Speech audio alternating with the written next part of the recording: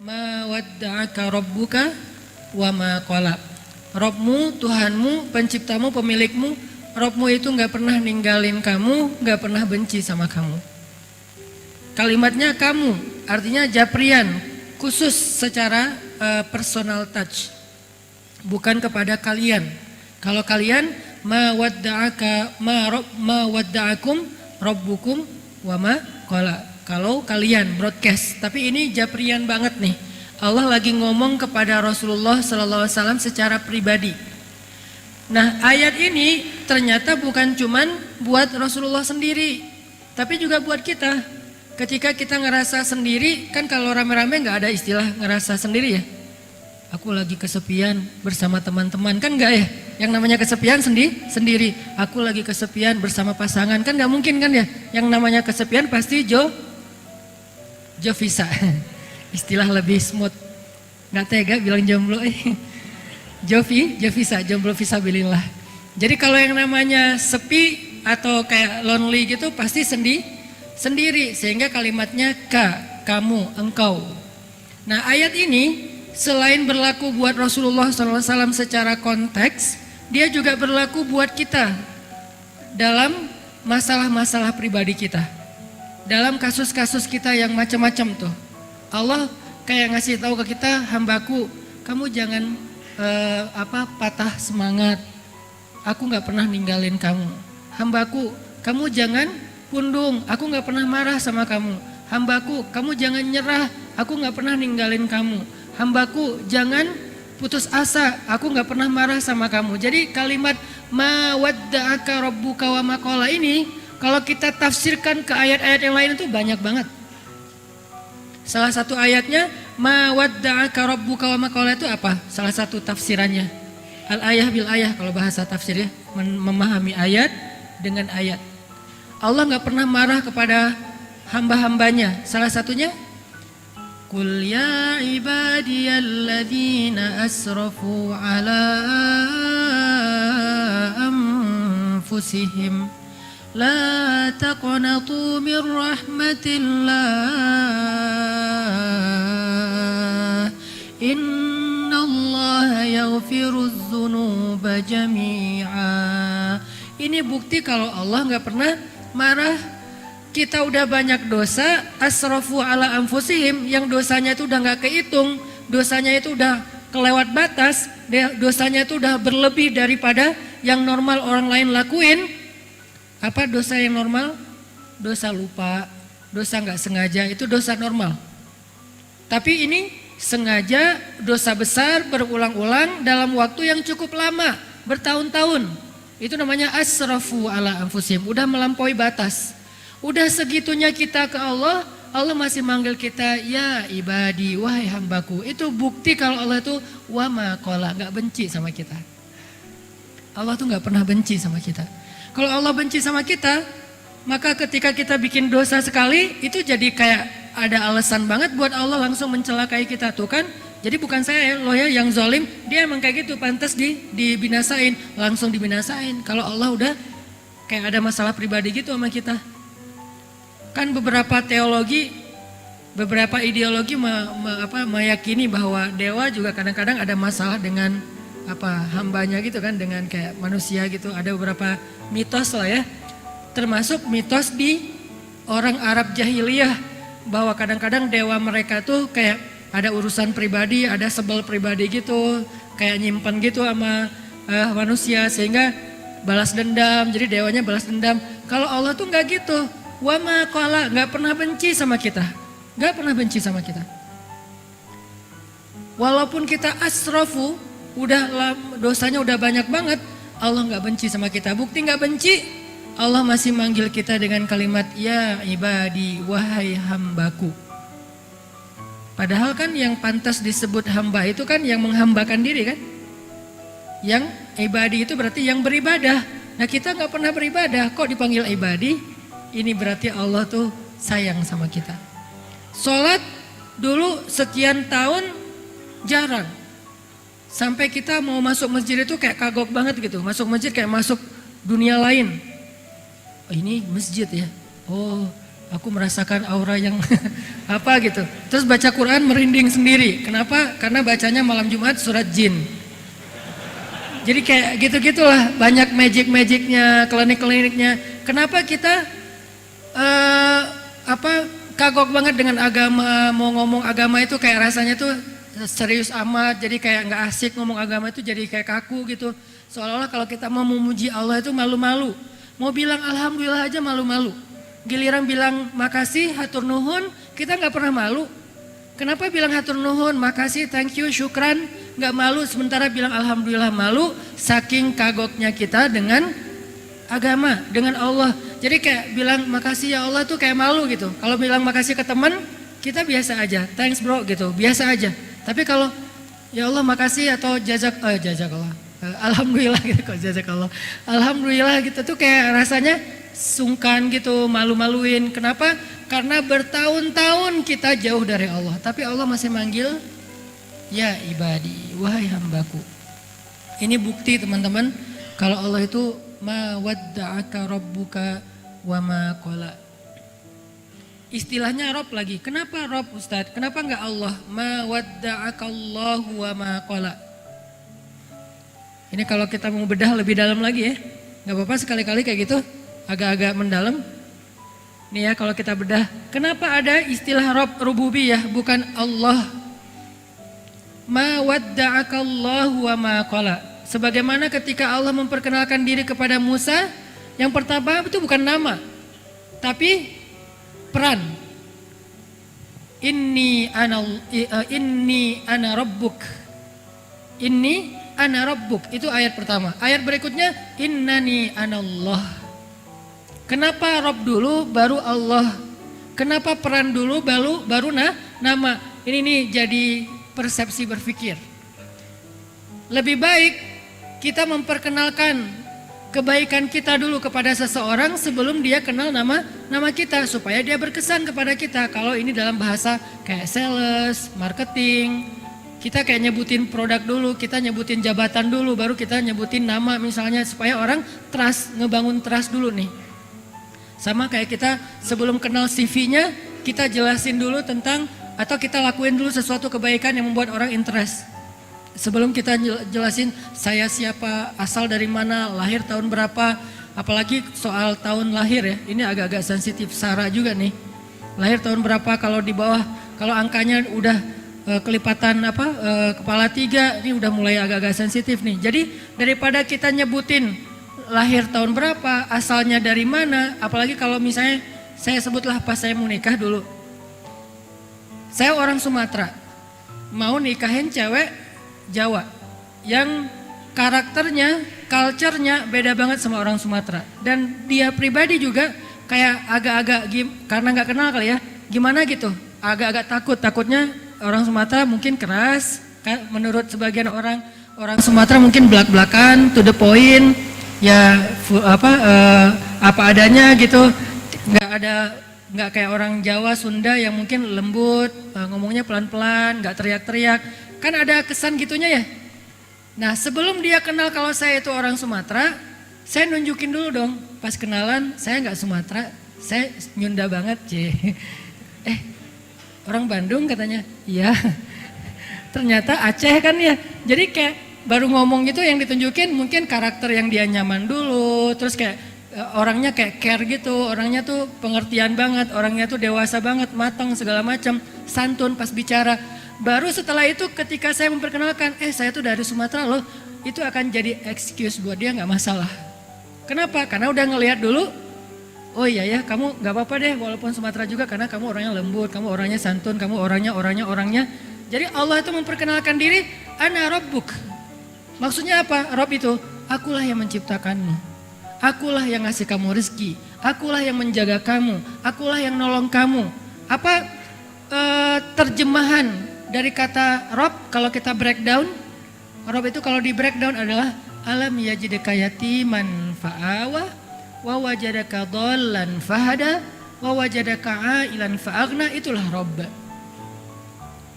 Jadi ketika Allah ngomong ma wadda'aka rabbuka wa ma qala, artinya apa?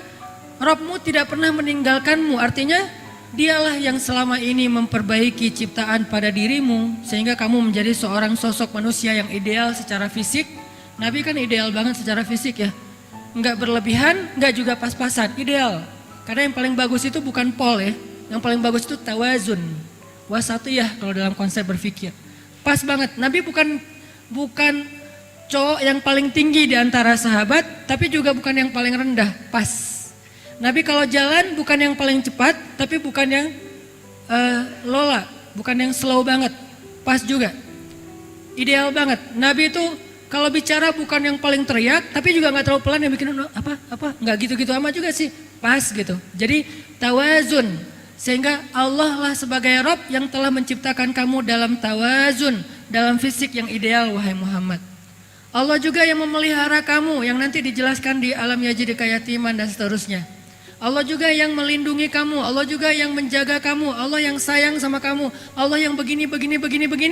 Semua itu adalah bukti bahwa Allah ma wadda'aka wa ma qala, tidak pernah ninggalin kamu, gak pernah benci sama kamu. Ini adalah ayat motivasi. Mudah-mudahan ini jadi booster yang lebih bagus daripada 1 minute booster ya. 1 minute booster kan kadang benar, kadang nggak jelas, nggak inilah ya. Tapi kalau mawadda'aka rabbuka wa maqala itu booster banget teman-teman. Itu mood booster banget. Caranya kita baca berulang-ulang. Kalau kita lagi kayak ngerasa kok saya hidupnya gini-gini banget ya, kok Allah nggak nolongin saya, baca lagi wadduha wal laili idza saja mawadda'aka rabbuka wa maqala. Rabbmu tuh nggak pernah ninggalin kamu, nggak pernah benci sama kamu. Kok saya kayak hidupnya gak berhenti dari masalah ya? Kapan sih datangnya pertolongan Allah? Ma wadda'aka rabbuka wa ma qala. Allah tuh gak meninggalkan kamu, gak benci sama kamu. Pertolongan itu pasti akan Allah datangkan. Ala inna nasrallahi qarib. Bukankah pertolongan Allah sudah dekat? Kayak gitu diulang-ulang sesuai dengan masalah kita. Jadi teman-teman, itu udah kita bahas kemarin, walaupun ini ada sedikit tambahan analogi gitu. Bahwa kita berharap dengan mengulang-ulang kalimat ma wadda'aka rabbuka wa ma qala, kita nggak jadi orang yang gampang putus asa, nggak jadi orang yang gampang menyerah, nggak jadi orang yang gampang patah, nggak jadi orang yang gampang kalah, nggak jadi orang yang gampang marah, gitulah ya. Kenapa jadi semua ya? Jadi intinya ayat itu harusnya menguatkan kita ketika kita lemah. Memantapkan hati kita ketika kita galau dengan pilihan hidup. Membuat kita berani ketika kita dalam keadaan takut. Ayat itulah yang kemudian diterjemahin di surat yang lain. La tahzan innallaha ma'ana. Sama aja kan? Tuhanmu gak pernah meninggalkan kamu, gak pernah benci sama kamu. Dengan kalimat jangan khawatir, karena la tahzan dalam konteks ayat itu khawatir. Jangan khawatir, Allah bersama kita. Jangan khawatir, Allah bersama kita, karena Allah gak pernah marah, gak pernah meninggalin kita. Kan gitu kan ya? Itu sebetulnya 2 atau sekian ayat yang sejenis, setipe, semakna, cuman beda redaksi. Jadi kalau kita kaman banget dengan istilah la tahzan innallaha ma'ana, coba kembangin deh kalimat itu dengan surat Ad-Duha. Apa bukti Allah tuh bersama kita? Alam yajidka yatiman fa'awa. Terus siapa yang ngasih kita perlindungan ketika kita sendiri? Kalau bukan Allah bersama kita. Wa wajadaka dhallan fahada. Terus siapa yang ngasih Nabi jalan petunjuk ketika beliau tersesat di dalam padang pasir? Kalau Allah enggak bersama kamu. Wa wajadaka ailan fa'aghna. Terus siapa yang ngasih Nabi makan ketika beliau kelaparan? Kalau Allah enggak bersama dengan beliau. Jadi la tahzan innallaha ma'ana. Arti lainnya adalah ma wadda'aka rabbuka wa ma qala. Itu teman-teman pemahaman dari surat Ad-Duha. Buat saya pribadi surat Ad-Duha itu surat motivasi banget.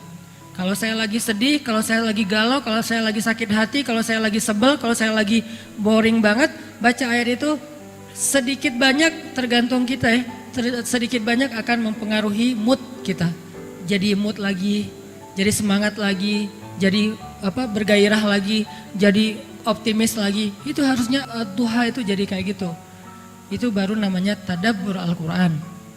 Sekarang kita pelajari gimana cara jadiin Ad-Duha itu sebagai penyemangat bagi kita dalam masalah-masalah kita. Oke. Sekarang kita lanjutkan kalimat berikutnya dari surat Al-Duha. Tapi sebelumnya coba teman-teman buka dulu surat Al-Qasas. Surat 28. Surat Al-Qasas. Kita coba terjemahin surat Al-Duha dengan pemahaman yang ada di dalam surat Al-Qasas.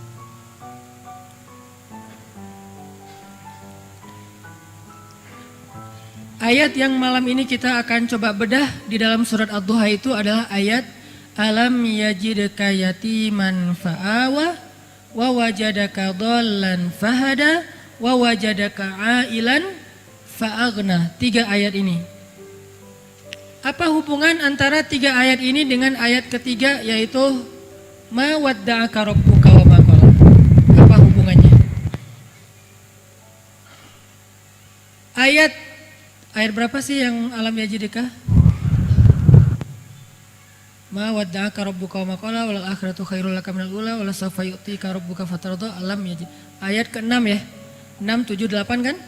Ayat 6 7 8 ini adalah ayat pembuktian terhadap ayat ketiga. Jadi Allah bilang di ayat ketiga, Allah nggak pernah ninggalin kamu, nggak pernah benci sama kamu. Apa buktinya? Kan gitu ya. Buktinya adalah, bukankah dulu kamu dalam keadaan yatim Muhammad, lalu Allah memberimu keluarga yang menjadi naungan? Bukankah dulu kamu pernah tersesat di padang pasir Muhammad, lalu Allah memberi kamu jalan supaya kamu sampai ke tujuan? Bukankah dulu kamu pernah kelaparan Muhammad, lalu Allah kasih kamu rezeki atau makanan? Itu bukti bahwa ma wadda'aka rabbuka wa ma qala. Nah, jadi ayat 6 dan 7 dan 8 itu adalah ayat renungan untuk kita teman-teman. Kalau kita mulai meragukan kebesaran Allah, kita mulai meragukan pertolongan Allah, kita mulai meragukan janji-janji Allah, coba kita pakai 3 ayat itu untuk menjawab pertanyaan. Bukankah kita dulu pernah yatim? Arti yatim, seorang diri.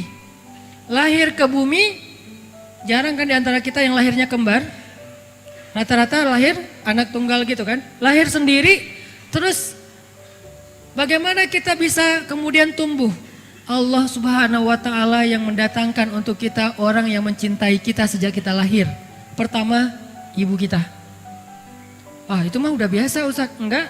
Kalau Allah enggak masukkan rasa cinta ke dalam hati ibu kita, maka dia akan membuang kita di parit.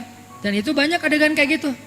Kalau Allah enggak mendatangkan rasa cinta ke dalam hati ayah kita, mungkin ada adegan seorang ayah yang memukul anaknya sampai mati hanya gara-gara anaknya rewel di malam hari. Kalau Allah nggak memasukkan rasa cinta di dalam hati ibu atau ayah kita, mungkin kita sudah dimasukkan ke dalam kulkas sampai membeku dan meninggal. Kalau Allah nggak memasukkan rasa cinta ke dalam hati ayah dan ibu kita, mungkin kita akan dibiarkan kelaparan atau ditaruh di rumah yang akhirnya kelaparan meninggal sendiri, orang tua kita pergi. Atau ditaruh di depan panti asuhan, atau ditaruh di tong sampah, ditaruh di bawah jembatan dan seterusnya dan seterusnya. Kalau Allah nggak sayang kepada kita, maka Allah tidak akan memasukkan rasa cinta itu di dalam hati orang tua kita.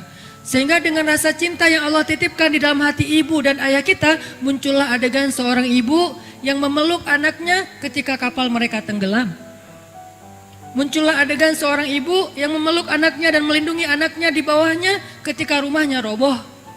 Muncullah adegan seorang ibu yang menyelamatkan anaknya walaupun dia yang celaka. Muncullah adegan seorang ayah yang seharian gak makan demi menyimpan uang itu supaya bisa membeli susu anaknya di malam hari. Muncullah adegan pengorbanan ayah, pengorbanan ibu, itu semuanya bukti bahwa alam yajidka yatiman fa'awa. Allah yang menskenariokan jadi kayak gitu.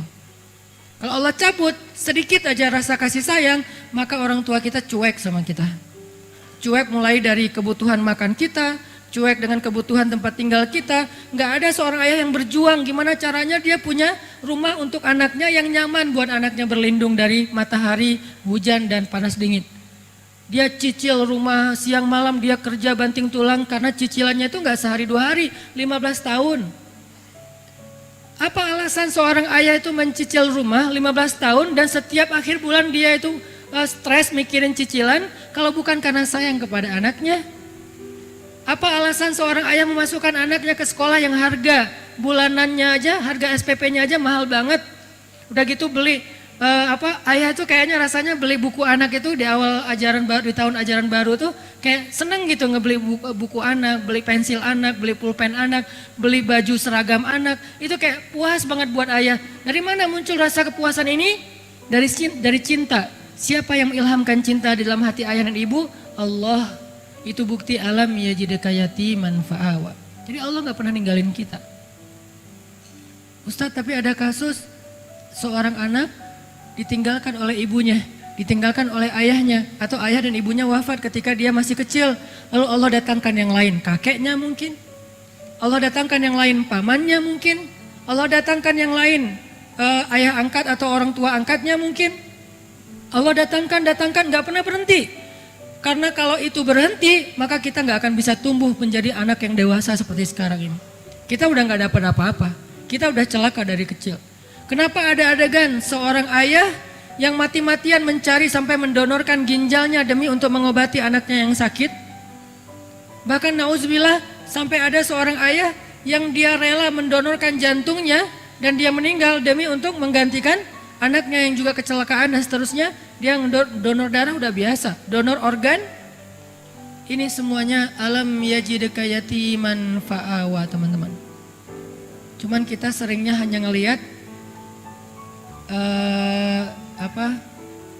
kurirnya saja, lupa kepada pengirim. Ya, ada teman ngirim kita hadiah, misalnya yang kita seneng banget, misalnya kayak kaos gitu ya. Tadi pas jalan sama dia kita kayak ngelihat sebuah kaos yang kayaknya tipe kita banget lah, warnanya, brandnya, kita kayak bangga banget kalau bisa pakai kaos itu. Cuman kita nggak ngomong, tapi dia orangnya care. Orangnya tuh pengertian. Akhirnya pas kita ulang tahun misalnya atau pas kita dapat nilai bagus atau apalah momennya, tiba-tiba dia ngirim kaos itu. Karena nggak bisa ketemu kita, dia ngirim pakai kurir, digoserin sama dia. Kurir ini dibayar nggak? Dibayar dong. Tapi kita tiba-tiba pas dapat kaos itu dari kurir kita bilang, Mas, makasih banyak ya, makasih banyak ya, hatur nuhun, jazakallah khair dan segala macam. Kita kayak muji-muji kurir, kita berterima kasih pada kurir, kita mengingat jasa kurir, tapi kita nggak sama sekali bilang terima kasih kepada teman kita yang ngirim. Ini logis nggak sih? Itulah keadaan kita seringnya kepada Allah SWT. Allah yang ngirim kita nikmat lewat kurir. Kurirnya bisa bernama ayah, bisa bernama ibu, bisa bernama keluarga, bisa bernama pasangan, bisa bernama atasan, bisa bernama teman, sahabat. Kita bisa berterima kasih kepada mereka sebagai orang yang berjasa dalam hidup kita, tapi kita nggak bilang makasih ke Allah dalam bahasa alhamdulillah, dalam bentuk penghargaan ke Allah itu lebih rajin ibadah. Ini berarti kita lupa siapa yang sebetulnya ngirim kebaikan itu untuk kita. Kita lebih ingat orang yang membawanya, padahal dia juga dibayar. Orang yang membawa itu, kurir itu juga dibayar. Allah membayar ibu kita. Dengan apa? Bahwa setiap tetes susu ibu kita itu adalah kifarat dosa buat dia. Allah membayar ayah kita. Dengan apa? Setiap tetes keringat ayah kita itu kifarat dosa buat dia. Bukan berarti kita nggak perlu berbakti, bukan ya. Tapi maksudnya kalau ke mereka aja kita begitu berterima kasih, terus gimana dengan Allah yang kita Allah itu nggak dapat untung apa-apa untuk dari kita. Harusnya kita lebih bersyukur kepada Allah seandainya kita bisa banget menghargai kebaikan kedua orang tua kita. Coba sok kita sebagai anak, kalau dalam doa muhasabah disebut nama ibu kan gampang banget kan berlinang air mata. Kenapa? Karena kita terharu banget dengan pengorbanan ibu kita. Karena kita respect banget dengan pengorbanan ibu kita. Karena kita tahu banget pengorbanan ibu kita.